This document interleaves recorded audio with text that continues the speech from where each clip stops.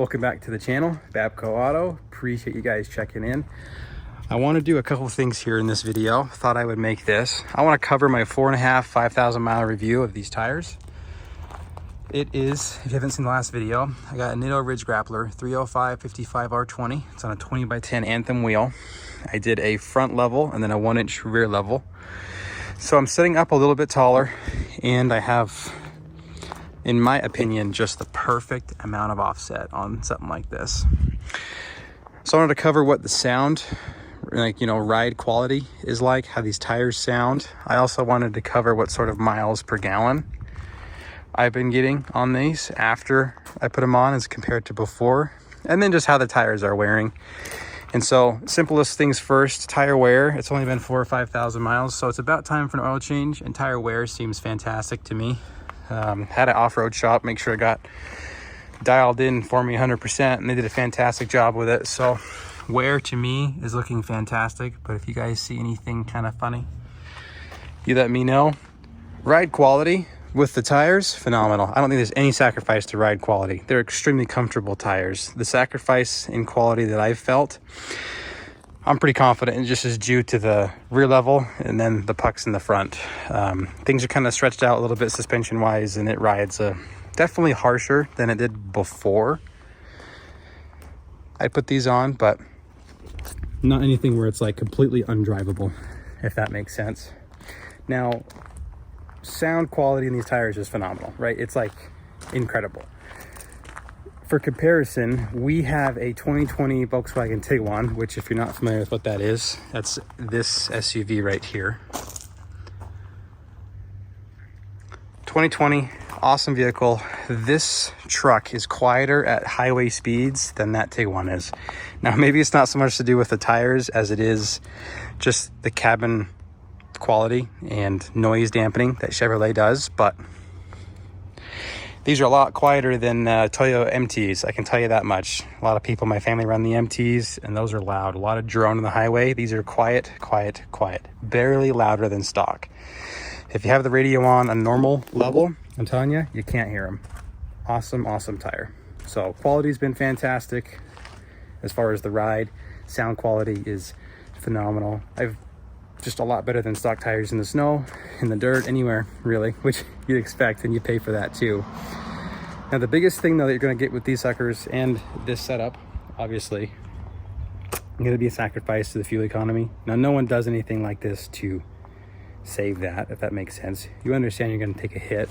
I just didn't know how much that hit was going to be, and that's why I wanted to make this video. So what I was getting before, I'll post a little picture of it, a snippet. We would drive from Coeur d'Alene, Idaho, which is the top of the Idaho-Canada border, all the way down to about the Idaho-Utah border. So basically the whole width of the state. And I got most of the way there, 400 and something miles, 420 maybe, 430 on a tank when I was stock, no level, and stock 18-inch wheels. With this now, the most that I can go, furthest that I've been able to get myself going, is maybe 350, maybe. But I think 320, 330 is probably more realistically. If I squeeze it out to 0, it would probably be at 350. But so with the wheels, the tires, 320, 330, about 100 miles of usable range lost. And that translates from 2021 highway, whatever it was rated for, to about 15, 16, which I think for the little 5.3 that this sucker has, it still does pretty good, all things considered. But about 100 miles of range lost, and I'm running 15, maybe 16 on the highway. Depends how things kind of roll. I'll actually turn it on now. You can see my current trip so far. Got like 100 and something miles on it, but it's not fantastic, but it could be better. 40,000 miles, let's see.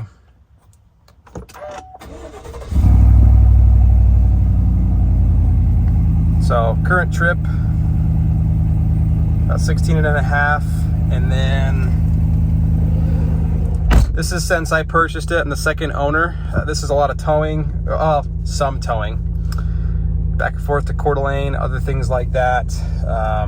30,000 miles since we purchased it, and it's been about 16.2. This used to be 16.6 or 7 before the wheels and tires. So again, it's kind of making a difference. It does some damage, but overall, I can't recommend Nitro any more than I can, really. It's been a fantastic tire. Not something that I regret doing by any means. I was shopping the AT3s as well as the KO2s, so if anyone watching this video has a tire setup that's on a 20x10 with either one of those tires, I'm very curious to see if you've noticed a hit in your miles per gallon or your overall fuel economy, and if you have, how much you've seen and when it compares, especially if you have a Silverado 5.3 or 6.2, something comparable, as well as your recommendations. I don't know if I would do the Ridge Grapplers again. I just kind of want to try a different tire. I've heard a lot of good things about the KO2s, and I've had the AT2s from Toyo in the past, and no complaints with those again. So I'm just kind of curious your guys' thoughts on some things. So leave a comment down below, your thoughts, your opinions, and any other questions you'd want to see, and I'm happy to answer and have a discussion. Thanks for watching.